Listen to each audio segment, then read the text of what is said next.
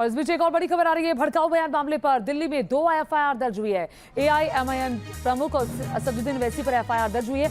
ओवैसी पर भड़काऊ बयान का आरोप लगा है। नसीमानंद का भी नाम एफआईआर में दर्ज है। नुपुर शर्मा के खिलाफ अलग से एफआईआर दर्ज है। तो भड़काऊ मामले में असदुद्दीन ओवैसी पर भी एफआईआर दर्ज हुई है और नसीमानंद पर भी एफआईआर दर्ज हुई है।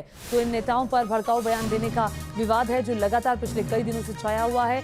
नुपुर शर्मा से जो जुड़ा विवाद था उसके बाद लगातार बीजेपी की तरफ से फहरिस्त बनाई गई और अमरीश चौधरी हमारे साथ जुड़ गए हैं। अमरीश बताइए, ये जो असदुद्दीन ओवैसी के खिलाफ एफआईआर दर्ज हुई है, ये किस मामले में है, किस बयान पर है?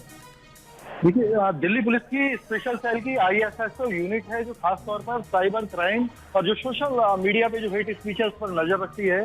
इस यूनिट ने 2 एफआईआर दर्ज करी और एक एफआईआर जिसमें नुपुर शर्मा का नाम था, दूसरी एफआईआर में नवीन जिंदल और जो अन्य नामों के साथ साथ अभी जानकारी आई है, इसकी पुष्टि हो गई कि उसमें असदुद्दीन ओवैसी और यति नरसिम्हानंद के भी नाम शामिल हैं। अधिकारियों ने इसकी पुष्टि कर दी है और ये माना जा रहा है कि इनके जिस तरीके से जो सोशल मीडिया पे इनके पोस्ट थे उसमें जो इनकी स्पीच थी उसे भड़काऊ मानते हुए, सौहार्द खराब करने वाला मानते हुए पुलिस ने इनको भी एफआईआर में नामजद कर लिया है। और जब दोनों एफआईआर दर्ज हैं, साइबर सेल की जो टीम है इस मामले में अब जांच को आगे बढ़ाएगी। इन सभी को इन्वेस्टिगेशन ज्वाइन करने के लिए आगे कहा जा सकता है। जी ठीक है, बहुत शुक्रिया इस तमाम जानकारी के लिए आपका।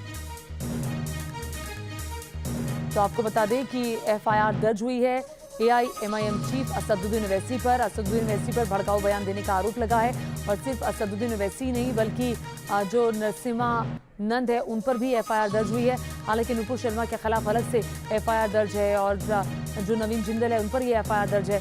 तो जो पार्टी के अलग अलग नेता हैं बीजेपी से जुड़े हुए, उन पिछले दिनों उनकी भी फहरिस्त खुद पार्टी की तरफ से खंगाली गई थी कि कौन से नेता हैं जो भड़काऊ बयान देने में जिनका नाम है। क्योंकि ये जो मामला है काफ़ी हद तक बढ़ गया और बढ़ते बढ़ते ये इतना बढ़ गया कि बाहर के देशों की तरफ से, सऊदी अरब की तरफ से, कतर की तरफ से बाकायदा जो वहाँ पर एम्बेसडर को बुला करके आपत्ति दर्ज की गई भारत की तरफ से। सीधे तौर पर यह कहा गया कि इससे हमारा, भारतीय सरकार की तरफ से इससे हमारा कोई लेना देना नहीं है। लेकिन हालांकि अलग अलग मंचों से अलग अलग तरह की मांग जरूर उठाई गई, लेकिन इस पर हम आपको बता दें कि लगातार बीजेपी की तरफ से जो स्टेटमेंट्स है वो आ रहे हैं। और दूसरा ये है कि अब जो नई एफआईआर दर्ज हुई है वो एफआईआर दर्ज हुई है असदुद्दीन ओवैसी पर, एआईएमआईएम चीफ असदुद्दीन ओवैसी पर।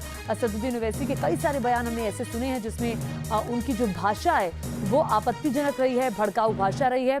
अमरीश हमारे साथ लगातार बने हुए हैं। अमरीश जरा बताइए, चूंकि लगातार अब नेताओं की फहरिस्त जिनके खिलाफ भड़काऊ बयान देने का मामला दर्ज है ये बढ़ती जा रही है, इसको लेकर क्या लगता है कि जब से ये नाम निकलने सामने आए हैं बीजेपी अपने नेताओं को लेकर काफी संजीदा हो गई है और पार्टियों की नजर भी अपने नेताओं पर बनी हुई है, तो इससे क्या ये जो लगाम है लगेगी नेताओं की भाषा पर?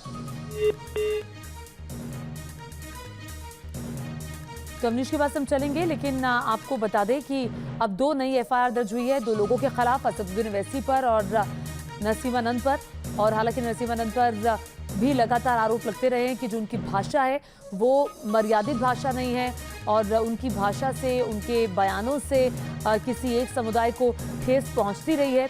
लेकिन अब देखना होगा कि एफआईआर दर्ज होने के बाद क्या होता है। नुपुर शर्मा के खिलाफ अलग से एफआईआर दर्ज हुई है, बल्कि एक जगह नहीं कई जगह ये एफआईआर दर्ज हुई है। भड़काऊ बयान का मामला लगातार बढ़ता जा रहा है। अब इसके लपेटे में जो ताज़ा मामला है वो असदुद्दीन ओवैसी तक पहुंच गया है। असदुद्दीन ओवैसी एक ऐसे नेता हैं, एक ऐसे मुस्लिम नेता हैं जो कि सांसद तो हैं लेकिन अपने भड़काऊ भाषा के लिए, भड़काऊ बयान के लिए भी जाने जाते हैं।